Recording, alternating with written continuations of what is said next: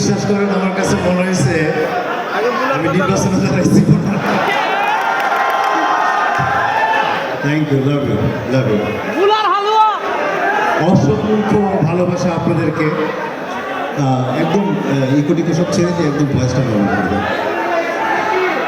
আমি খুবই কৃতজ্ঞ যে আপনাদের এখানে এনে আমার সেকেন্ড টাইম আসা হলো।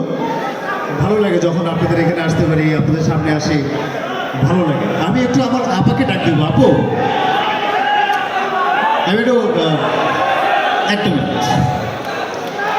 আমি আমি আমি আজকে যতক্ষণ এখানে আছি মোটামুটি আপনাদের সাথে অনেক কিছু শেয়ার করব, অনেক কিছু জানবো।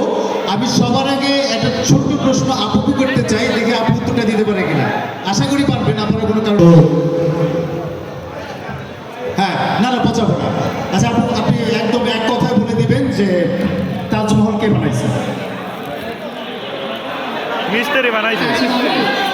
তাজমহল আমরা যে জানি প্রেমের সমাধি তাজমহল, তাজমহল কে বানাইছে? কোনো এক প্রেমিক পুরুষ, সে কে? ভুলে গেছি।